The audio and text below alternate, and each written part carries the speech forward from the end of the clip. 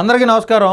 మనం ఈరోజు ఆంధ్ర రాష్ట్రంలో 3500 కోట్ల స్కామ్ అది ఇది అని చెప్పి అందరూ మాట్లాడుకుంటున్నారు. కానీ అది 3500 కోట్ల రూపాయలు కేవలం డిస్టిలరీలను బెదిరించి వసూలు చేసినటువంటి సొమ్ము. కానీ వాస్తవంగా మాన్యువల్గా అమ్మిన సొమ్ము చాలా ఎక్కువ ఉంది. అదంతా ఎంత అనేది రానున్న కాలంలో సిట్ కానీ ఈడీ కూడా దీంట్లోకి ఎంటర్ అయింది కాబట్టి మనీ లాండరింగ్ కేసులో వాళ్ళు బయటకు వచ్చి నిర్ధారించిన తర్వాత మనం దాని గురించి మాట్లాడుకుందాం. అయితే ఈ లిక్కర్ స్కామ్ ఎలా జరిగింది అనేది ఒక ఐడియా మీ అందరికీ రావటం కోసం ఈ వీడియో చేయడం జరుగుతుంది. మీ యొక్క అమూల్యమైన సూచనలు సలహాలు ఏమైనా ఉంటే కామెంట్ రూపంలో తెలియజేయండి.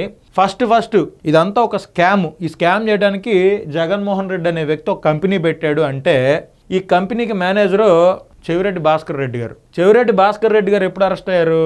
చెవిరెడ్డి భాస్కర్ రెడ్డి గారికి సంబంధించిన అనుచరులు దేశం దాటి వెళ్ళిపోతుంటే వాళ్ళ మీద లుకౌట్ నోటీసులు ఉన్నాయి కాబట్టి వాళ్ళని అదుపులోకి తీసుకున్న తర్వాత వాళ్ళు ఇచ్చినటువంటి స్టేట్మెంట్ల ఆధారంగా చెవిరెడ్డి భాస్కర్ రెడ్డి గారిని అరెస్ట్ చేయడం జరిగింది.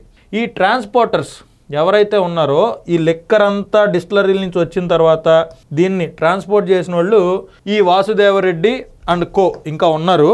వీళ్ళ దగ్గర నుంచి డబ్బులు చెవిరెడ్డి భాస్కర్ రెడ్డి గారి ఆధ్వర్యంలో అవి ట్రాన్స్పోర్ట్ అయినా ఎటు నుంచి ఎటు వెళ్ళాలి, ఎక్కడ ఎంత వస్తాయి, ఆ డబ్బులన్నీ ఏం చేయాలి, అదంతా వ్యూహరచన మొత్తం చేసింది చెవిరెడ్డి భాస్కర్ రెడ్డి గారే అనేది చాలామంది వాదన. ఆ తర్వాత ఈ ప్లాన్ చేయాలి కదా. అసలు మనం ఆంధ్ర రాష్ట్రంలో 2019 దాకా చంద్రబాబు నాయుడు అవలంబించినటువంటి లిక్కర్ విధానాన్ని మార్చాలి. అది మార్చిన తర్వాత ఈ కంపెనీలని లోపలికి రావాలంటే ఇంత డబ్బులు పెట్టాలి, లేదా కొత్త కంపెనీలు సృష్టించి ఆ కంపెనీల ద్వారా మనమే మద్యాన్ని సరఫరా చేయాలి అనేది మొత్తం ప్లాన్ చేసిన వాళ్ళు ఉంటారు కదా.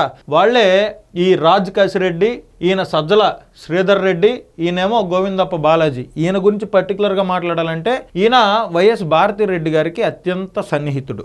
ఓకే, ఇక ఈ రాజ్ కసిరెడ్డి అండ్ కో వీళ్ళంతా దుబాయ్ని స్థావరంగా ఎంచుకొని దుబాయ్లో తెలంగాణకి సంబంధించి ఎవరైతే ఫోన్ ట్యాపింగ్ కేసులో ఉన్నారో శ్రవణ్ రావు అండ్ కో ఆయన యొక్క షేర్ ఉంది వీళ్ళున్న ఇంట్లో. అది విలాసవంతమైన భవన సముదాయంలో ఒక భవనంలో వీళ్ళు ఉండటం జరిగింది.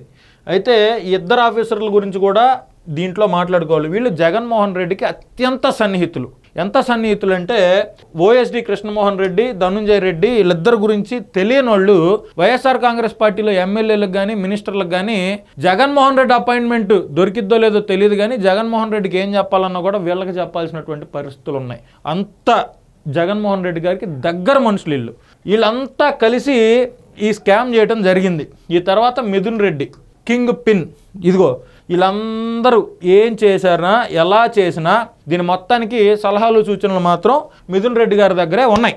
మిథున్ రెడ్డి గారితో రాజ్ రెడ్డి మీటింగ్, ఎన్ని ఫోన్లు ఉన్నాయి, మిథున్ రెడ్డితో ఈ సజ్జల శ్రీధర్ రెడ్డి ఎన్ని ఫోన్లు ఉన్నాయి, మిథున్ రెడ్డితో కృష్ణమోహన్ ధనుంజయ రెడ్డి లాంటి వాళ్ళు ఎన్ని ఫోన్లు ఉన్నాయి, ఈ వాసుదేవరెడ్డితో మిథున్ రెడ్డి ఎన్నిసార్లు మాట్లాడాడు, ఈ సోకాల్డ్ చెవిరెడ్డి భాస్కర్ రెడ్డి గారు మిథున్ రెడ్డి గారితో ఎన్నిసార్లు మాట్లాడాడు, వీళ్ళందరూ హైదరాబాద్లో ఏ ప్లేసుల్లో కలిశారు, ఎన్ని వేల వాట్సాప్ కాల్స్ చేసుకున్నారు, ఈ వాట్సాప్ మామూలు ఫోను కాకుండా ఆన్లైన్ కాల్స్ ఎన్ని చేసుకున్నారు, ఇది మొత్తాన్ని సిట్ బట్టబయలు చేసింది. 350 పేజీల ఛార్జ్ షీట్ రూపొందించింది. వీళ్ళందరి వాదనలో ఎవరెవరు ఎక్కడెక్కడ వీటికి సంబంధించి మళ్ళీ ఒక 7 స్థావరాల్లో డబ్బులు. అది జగన్మోహన్ రెడ్డి గారి ఇంటికి కోతవేటు దూరంలో, అంటే తాడేపల్లి ప్యాలెస్కి చాలా తక్కువ దూరంలో తాడేపల్లిలోనే వీళ్ళు స్థావరాన్ని ఏర్పరిచారు. హైదరాబాద్లో అయితే చాలా rich area Jubilee hills, Banjara hills లాంటి ఏరియాస్లో కూడా వీళ్ళు స్థావరాలు ఏర్పాటు చేయడం జరిగింది. ఈ స్థావరాలన్నీ కేవలం డబ్బులు దాయటానికే అనేది సిట్ వాదన. ఎన్ని వేల కోట్ల రూపాయల డబ్బులు వస్తే ఈ హైదరాబాద్ తెలంగాణకు సంబంధించి కొన్ని ఎకరాల పొలాలు కొన్నారు, బెంగళూరులో రియల్ ఎస్టేట్లో పెట్టారు, బంగారం కొన్నారు. అసలు ఏం చేశారు ఆంధ్ర రాష్ట్ర ప్రజల సొమ్ముని? ఆంధ్ర రాష్ట్రంలో తాగుబోతులందరూ కష్టపడి పొద్దున్న నుంచి సాయంత్రం దాకా పనిచేసి ఒక క్వార్టర్ మందేద్దామని వెళ్తే వాళ్ళకేమో పిచ్చి మందు అమ్మి ఆ డబ్బులన్నీ వీళ్ళు దొబ్బేశారు. ఈ డబ్బులన్నీ పూర్తిగా హ్యాండ్ ఓవర్ చేసిన తర్వాత పూర్తిగా ఈ స్కామ్ మొత్తానికి వీళ్ళందరూ ముద్దాయిలని తేలిన తర్వాత బిగ్ బాస్ అని ఒక 10 రోజుల నుంచి బిగ్ బాస్ ఎవరో తెలియనటువంటి పరిస్థితి. అయితే సిట్ మిథున్ రెడ్డి గారు అరెస్ట్ తర్వాత బిగ్ బాస్ జగనే అని చెప్పి జగన్మోహన్ రెడ్డి గారి పేరును కూడా ఛార్జ్ షీట్లో దాఖలు చేయటం జరిగింది.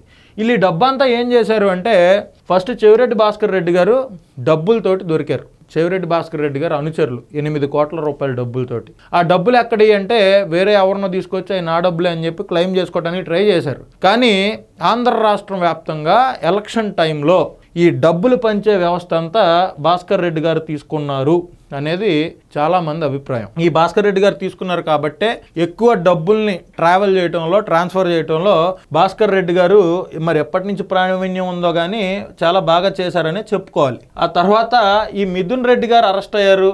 ఈ మిథున్ రెడ్డి గారు అరెస్ట్ అయిన తర్వాత సిట్ విచారణ చేసింది. ఆ విచారణలో మిథున్ రెడ్డి గారు ఏ ఒక్క ప్రశ్నకి సమాధానం చెప్పలా. ఆయన ఎంపీగా ఉన్నాడు. పైగా ఇష్టం వచ్చినట్లుగా వీళ్ళ తండ్రి గారు ఈరోజు ప్రెస్ మీట్ పెట్టి ఆయనతో ములాఖాత్ ఇచ్చిన తర్వాత ఏదో జరిగిపోయిందని చెప్తున్నాడు. ఇది మొత్తం 90,000 కోట్ల స్కామ్ అని చెప్పి మనం ఇంతకు ముందే మన ఛానల్లో వీడియోస్ చేసుకున్నాం. అది ఏ విధంగా 90,000 కోట్లు అయిందనేది మీరు ఆ వీడియోలోకి వెళ్ళి చూసే ప్రయత్నం చేయండి. రజత్ భార్గవ్ అనే వ్యక్తి 2019-24 మధ్యలో పిచ్చి మందు అమ్ముతుంది ప్రభుత్వం అని చెప్పి తెలుగుదేశం పార్టీకి సంబంధించిన కొంతమంది నాయకులు, శ్రేణులు వైన్ షాపులకు వెళ్ళి మందు కొనుక్కొచ్చి వాటిని శాంపిలింగ్ చేపించి ఆ వచ్చిన రిపోర్టుల్ని తెలుగుదేశం పార్టీ ఆఫీస్లో ఒక ప్రెస్ మీట్ లాగా పెట్టి దీంట్లో ఈ శాతం ఎంత ఉండాల్సి ఉంటే ఎంత ఉంది, ఇది తాగితే మనుషులకి దీంట్లో ప్రమాదం, ఈ నర్వ్ సిస్టమ్ ఇబ్బంది పడుతుంది, కిడ్నీల సమస్య వస్తుంది, లివర్ సమస్య వస్తుంది అని చెప్పి ఏ మందులో ఏ పరిణామాలు వస్తాయి, ఏ మందు తీసుకోవడం వల్ల దేంట్లో ఎంత క్వాంటిటీ తక్కువ ఉంది, ఎక్కువ ఉంది, స్పిరిట్ క్వాంటిటీ ఎందుకు ఎక్కువ ఉందని చెప్పి ఎక్స్ప్లెయిన్ చేస్తే ఈ రజత్ భార్గవ తర్వాత రోజే ప్రెస్ మీట్ పెట్టి ఈ ప్రభుత్వం అమ్ముతుంది క్వాలిటీ మద్యమే, విపక్షాలు ఈ సోకాళ్ళు ఎవరైతే ప్రెస్ మీట్లు పెట్టి జనాలకు నిజాలు చెప్పడానికి ప్రయత్నించారో వాళ్ళందరూ మందు ఎక్కడ కొన్నారో తెలియదు, వాళ్ళు పిచ్చి మందు తీసుకొని ఎక్కడో టెస్టింగులు చేసి ఉండొచ్చు అని మాట్లాడిన వ్యక్తిన ఈ నారాయణ స్వామి అనే వ్యక్తి ఎక్సైజ్ మినిస్టర్. ఢిల్లీ లిక్కర్ స్కామ్లో ఫస్ట్ అరెస్ట్ అయింది కేజ్రీవాల్ కాదు, ఫస్ట్ అరెస్ట్ అయింది కవిత గారు కాదు, అక్కడ ఎక్సైజ్ మినిస్టర్. ఇప్పుడు ఈ ఎక్సైజ్ మినిస్టర్ని కూడా ఆయన యొక్క వాంగ్మూలం తీసుకోవడం కోసం ఎక్సైజ్ మినిస్టర్ని సిట్ వాళ్ళు పిలిస్తే మొన్న సోమవారం పిలిస్తే వెళ్ళాలి. ఆయన మరి ఎప్పుడు వస్తాడో చూడాలి. ఆయన అప్రూవర్గా మారతాడా, మారితే ఏం చెప్తాడు, నా సంతకాలు ఫోర్జరీ చేస్తారని చెప్తాడా, నాకు ఎటువంటి సంబంధం లేదని చెప్తాడా, మరి ఆయన ఎటువంటి వాంగ్మూలాలు ఇస్తాడు, విచారణకి ఏ విధంగా సహకరిస్తాడని వేచి చూడాల్సిన పని ఉంది. అయితే ఇంతమంది కష్టపడి మొత్తం ఎంతమంది 3, 4, 3, 7, 2, 9, 1, 10, 11 ఇట్లా చాలామంది ఉన్నారు. కానీ మనం 11 మందిని మెయిన్ పర్సన్స్గా తీసుకోవాలి. ఈ 11 మంది కలిసి ఈ లిక్కర్ స్కామ్ ఆంధ్ర రాష్ట్రంలో చేసి కొన్ని వేల కోట్ల రూపాయల డబ్బులు సంపాదించి అవి మొత్తాన్ని తాడేపల్లి ప్యాలెస్కే తరలిచ్చారు. ఇది అందరూ అర్థం చేసుకోవాల్సిన విషయం. లిక్కర్ స్కామ్ చేసినా తాడేపల్లి ప్యాలెస్కే, ఇళ్ల పట్టాల స్కామ్ చేసినా తాడేపల్లి ప్యాలెస్కే, ఇసుక అమ్ముకున్న తాడేపల్లి ప్యాలెస్కే, క్వార్జ్ మైనింగ్ చేసిన తాడేపల్లి ప్యాలెస్కే. మరి జగన్మోహన్ రెడ్డి ఇన్ని వేల కోట్లు, ఇన్ని లక్షల కోట్లు ఏం చేస్తున్నాడు, డబ్బుల మీద ఏమైనా పడుకుంటున్నాడా లేకపోతే డబ్బులు తిని బతుకుతున్నాడా అనేది మీరే ఆలోచించాల్సిన సమయం ఆసన్నమైంది. అందరికీ నమస్కారం.